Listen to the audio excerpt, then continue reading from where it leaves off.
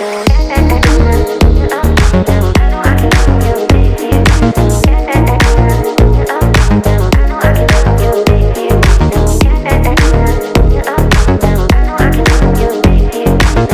बच्चों, यह है class number 16 chapter number 1 real numbers. आज हम लोग करेंगे text book exercise 1.2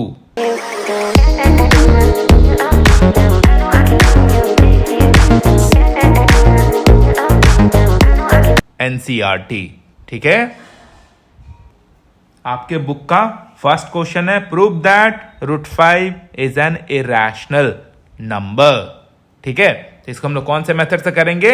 bye contradiction method. तो देखिए करते कैसे हैं। तो पहले हम लोग क्या कंसिडर करते हैं कि √5 इज अ रैशनल नंबर। तो एक रैशनल नंबर को p/q के फॉर्म में लिखा जाता है ना। ठीक है, तो इसको हम लोग क्या करते हैं, p/q के फॉर्म में लिख लेते हैं। तो रैशनल नंबर को p/q के फॉर्म में लिख लिया। यहां पे मैंने a/b लिया है, जहां पे a और b क्या है, को प्राइम है। को प्राइम किसे कहते हैं? वो दो नंबर जिसका HCF सिर्फ और सिर्फ 1 होता है। 1 के अलावा कोई दूसरा उसका कॉमन फैक्टर नहीं होता है। ठीक है, यहां पे मैंने लिख दिया where a and b are coprimes. ठीक है, अब इसको क्या करते हैं, इसको क्रॉस मल्टीप्लाई कर लेते हैं। इसके नीचे 1 लिख लिया। अब क्या करना है, क्रॉस मल्टीप्लीकेशन।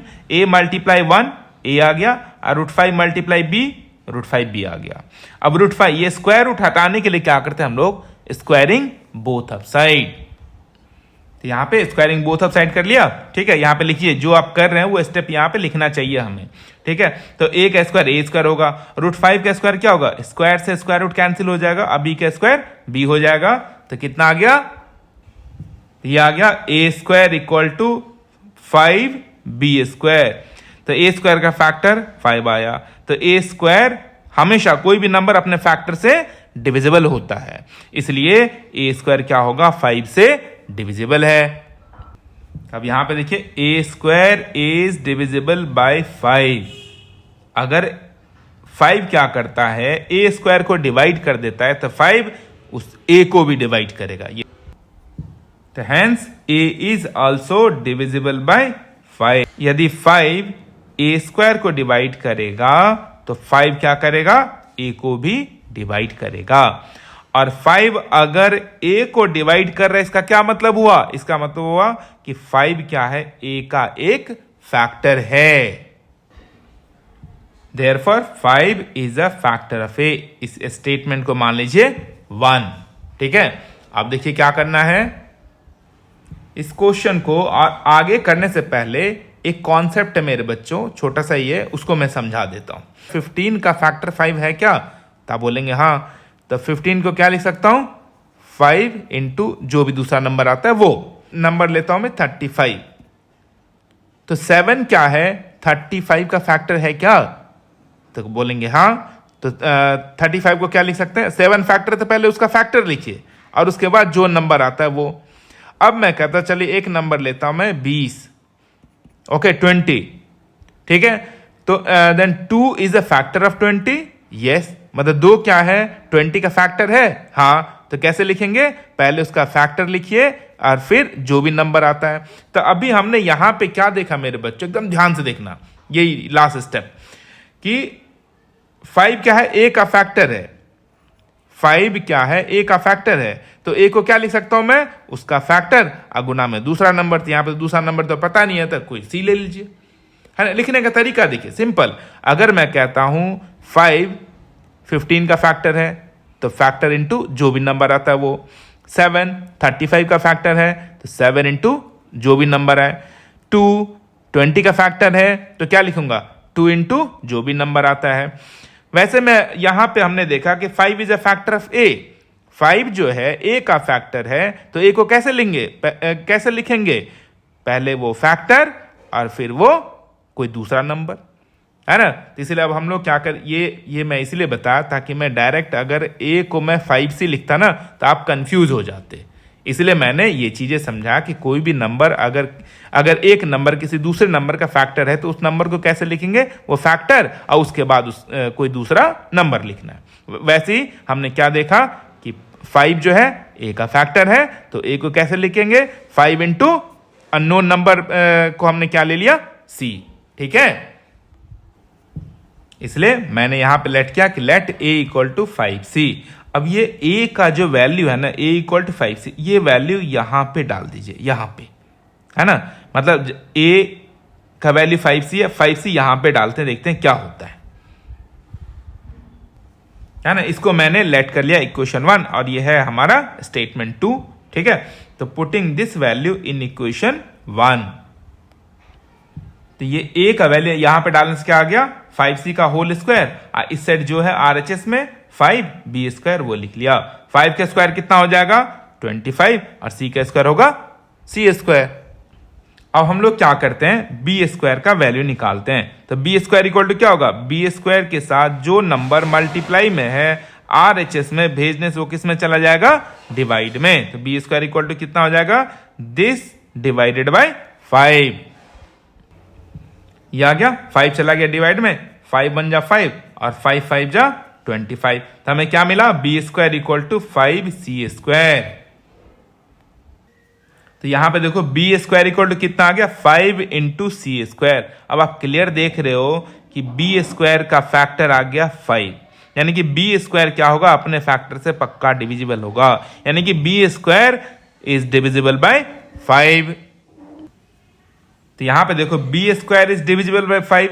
अगर 5 बी स्क्वायर को डिवाइड करता है तो 5 क्या करेगा, बी को भी डिवाइड करेगा। Okay, then b is also divisible by 5। ये रूल तो आप जानते होगे मेरे बच्चों कि अगर b square is divisible by 5 then b is also divisible by 5। मतलब ये 5 क्या है, b का एक फैक्टर है। तो कैसे लिखेंगे, that is 5 is a factor of b। अब इसे मान लो आप, चलो स्टेटमेंट 3 है। सेकेंड स्टेटमेंट और थर्ड स्टेटमेंट को आप कंपेयर करो, देखो क्या है, 5 is a factor of a, यहां पर क्या है, 5 is a factor of b। तो 5 क्या है, a का भी फैक्टर है, 5 क्या है, b का भी फैक्टर है। मतलब 5 क्या हुआ, कॉमन फैक्टर हो गया, है ना। मतलब 5 आ गया कॉमन फैक्टर दोनों का, a का भी और b का भी।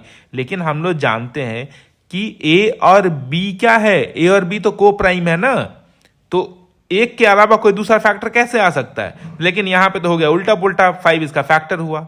ऐसा क्यों हो गया, यानी कि हमने जो लेट किया था ना कि √5 एक रैशनल नंबर है, वो हमारा एजम्पशन ही रॉन्ग है।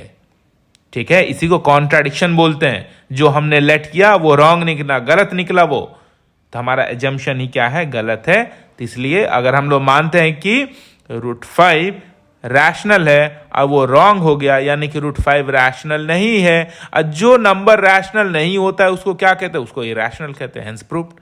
ठीक है, तो यहां पर लिखना कैसे है, यहां पे देखिए, from 2 and 3 we have 5 is a common factor of a and b। दोनों का कॉमन फैक्टर आ गया, है ना।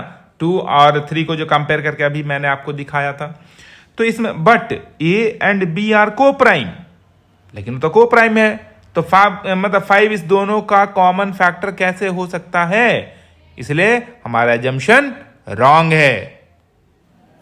फाइनली क्या लिखना है ना, therefore our assumption is wrong, hence √5 is an irrational number, hence proved हो गया। तो ऐसे हम लोग जब भी सिंगल नंबर है ना, जैसे √5, √2, √3, तो इसको सेम ऐसे ही करना है ना। अब हम लोग करते हैं नेक्स्ट क्वेश्चन। सेकंड क्वेश्चन है, प्रूव दैट 3 + 2√5 इज इरैशनल। तो यहां पे देखो मेरे बच्चों, ये कॉम्बिनेशन है। क्या कॉम्बिनेशन है, इरैशनल नंबर और रैशनल नंबर का। देख रहे हैं यहाँ पे, ये रैशनल है, ये रैशनल है, ये इरैशनल है। तो जब ऐसे कॉम्बिनेशन हो तो अभी जैसे मैंने फर्स्ट क्वेश्चन किया उसके जितना इसमें उतना लंबा नहीं करना होता है। इसमें क्या करना है, हमें पहले हम लोग मानेंगे कि ये रैशनल है, उसके बाद हम लोग रैशनल नंबर एक साइड कर देंगे और इरैशनल नंबर दूसरे साइड। देखिए करते कैसे, तो पहले हम लोग कंसिडर करते हैं let 3 + 2√5 is a rational number. तो रैशनल नंबर को कैसे p/q के फॉर्म में लिखते हैं ना, इसलिए मैं इसको लिखता हूं this is equal to a/b, जहां पे a और b क्या है, को प्राइम है। ठीक है, जहां पे क्या है, a एंड b क्या है, को प्राइम नंबर है। अब क्या करना है मेरे बच्चों, जो भी रैशनल नंबर है ना उसको RHS में भेज देते हैं, जो इरैशनल है ना उसको उधर ही छोड़ देते हैं, LHS में ही छोड़ देते हैं। तो सबसे पहले मैं 3 को उधर भेज रहा हूं, तो क्या हो जाएगा -3, ये आ गया है ना, 2√5 इसको इधर ही छोड़ दिया, अब +3 को उधर भेजा, कितना आ गया -3। अब इसके नीचे 1 रख के एलसीएम लेके सिंप्लीफाई कर लीजिए। तो इसको सिंप्लीफाई करने से कितना आ गया, a माइनस, देखिए दिस इंटू दिस और माइनस दिस कर लीजिए, तो a माइनस 3b/b।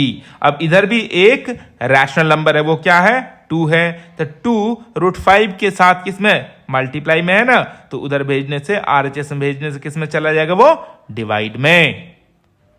ये देखिए ये मल्टीप्लाई से सीधा किसमें चला गया, नीचे, यानी कि डिवाइड में। अब यहां पे ऑब्जर्वेशन करो, ऑब्जर्व करो, ये क्या है, इरैशनल है, और ये क्या है मेरे बच्चों, रैशनल है। तो यहां पे क्या गया कि irrational number equal to rational number, जो मतलब दूर दूर तक कभी भी एक दूसरे के इक्वल हो ही नहीं सकते हैं। रैशनल और इरैशनल कभी भी इक्वल नहीं हो सकता है, लेकिन हम लोगों ने यहां पे क्या प्रूफ कर लिया कि दोनों इक्वल है। तो इक्वल क्यों हुआ, ये जो हमने माना था ना, ये हमने कंसिडर किया था ना कि 3 + 2√5 एक रैशनल है, वो रॉन्ग है। यानी रॉन्ग होने का क्या मतलब है कि ये रैशनल नहीं है। तो जो नंबर रैशनल नहीं होता है वो क्या होता है, irrational, hence proved. Here we proved irrational equal to rational, which is not possible, never possible. Okay, which is not possible means our assumption is wrong. Therefore our assumption is wrong, hence it is an irrational. Hence 3 + 2√5 is irrational. तो देखिए ऐसे करके proof हो गया। जब भी combination वाला रहेगा ना, हमेशा ऐसे ही करना है। जब भी दो कॉम्बिनेशन वाला आ जाए, चाहे वो मल्टीप्लाई में हो, डिवाइड में हो, एडिशन हो, सब्ट्रैक्शन हो, लेकिन जब सिर्फ और सिर्फ जैसे सिंगल ऐसे आ गया, √2 आ गया, √3 आ गया, √5 आ गया, तो फर्स्ट क्वेश्चन जो मैंने एक्सप्लेन किया ना, वैसे लंबा वाला करना है। ठीक है, लेकिन ये सब ऐसे आसानी से हो जाएगा। ठीक है, तो अब मैं देखिए थर्ड क्वेश्चन मैं लिख के बताता हूं क्या है। ये देखिए थर्ड क्वेश्चन है, prove that the following are irrationals. तो यहां पे देखिए ये डिवाइड के फॉर्म में है, यहां पे रैशनल इरैशनल मल्टीप्लाई के फॉर्म में है, यहां पे रैशनल इरैशनल एडिशन के फॉर्म में है। तो इस टाइप के क्वेश्चन में हमेशा क्या करना है, आपको पहले 1 बाय 1 सबको क्या अलर्ट करेंगे कि ये रैशनल है, फिर a/b के फॉर्म में लिखेंगे, फिर रैशनल जो रैशनल नंबर एक साइड करेंगे, इरैशनल इक्वल के दूसरे साइड करेंगे, फिर जो जैसे मैंने अभी सेकंड क्वेश्चन आपको बताया सेम उसी के जैसे करना है। ठीक है, तो मैं आपको क्वेश्चन नंबर फर्स्ट करके दिखाता हूं। इस पार्ट के पहले क्या कंसीडर किया, let 1/√2 is a rational number. ये रैशनल नंबर है, इसे p/q के फॉर्म में लिखा जा सकता है। p/q यानी कि a/b के फॉर्म में लिख लिया, जहां पे a और b क्या है, एक को प्राइम नंबर है। अब इसको क्रॉस मल्टीप्लाई करिए, है ना, तो ये कितना हो गया, √2a बराबर b1 जा b। ठीक है, अब हमें क्या करना है, ये जो रैशनल नंबर है ना a, उसको दूसरे साइड भेजना। बताया था ना कि हमेशा क्या करना है कि रैशनल को एक साइड रखिए, इरैशनल को दूसरे साइड। तो हम लोग √2 निकालेंगे, तो √2 के साथ में जो मल्टीप्लाई में है उधर जाके किस में चला जाएगा, डिवाइड में। तो √2 आ गया b/a। अब आप खुद देख सकते हैं ये तो रैशनल नंबर है और ये इरैशनल नंबर इक्वल आ गया। क्यों आ गया, ये तो कभी हो ही नहीं सकता ना कि रैशनल और इरैशनल कभी इक्वल हो ही नहीं सकता। इक्वल कैसे आ गया, ये जो हम लोगों ने कंसीडर किया था कि रैशनल है, वही हम लोगों का ये एजम्पशन ही रॉन्ग है। ठीक है, तो यहां पे लिखना पड़ेगा here irrational equal to rational, which is not possible. Therefore अगर ये पॉसिबल नहीं है, यानी कि आर एजम्पशन इज रॉन्ग। तो जब ये आपका एजम्पशन रॉन्ग हो गया, कि रॉन्ग होने का क्या मतलब है कि ये जो आपने रैशनल कंसीडर किया वो रैशनल है ही नहीं। तो जो रैशनल नहीं होता है वो क्या होता है, वो होता है इरैशनल। आ गया। यहां पे देखिए therefore 1/√2 is irrational, hence proved. अब मेरे बच्चों ये सेकंड क्वेश्चन और थर्ड क्वेश्चन आप लोग खुद करिए, ठीक है। जैसे इसको करना कैसे, ऐसे लेट कर लीजिए 7√5 बराबर कितना, यहां पे हो जाएगा 7√5 बराबर a बटा में मीन्स a/b। उसके बाद √5 को इधर रखिएगा और जैसे यहां पे है ना, जैसे सेम ऐसे √2 को इधर रखा तो a उधर चला गया ना, तो वैसे √5 को रखेंगे तो 7 उधर डिवाइड में चला जाएगा। उसके बाद सेम ऐसे करना है। आइए तो सेम जैसे सेकंड क्वेश्चन मैंने किया ना, सेम सेकंड क्वेश्चन के जैसे करना है आपको। तो ये आपका एनसीईआरटी का एक्सरसाइज 1.2 भी हो गया। अब हम लोग नेक्स्ट क्लास में क्या करेंगे, मतलब पॉलिनोमियल स्टार्ट करने जा रहे हैं, ठीक है। चलिए तब तक के लिए बाय बाय बच्चों, खुश रहिए।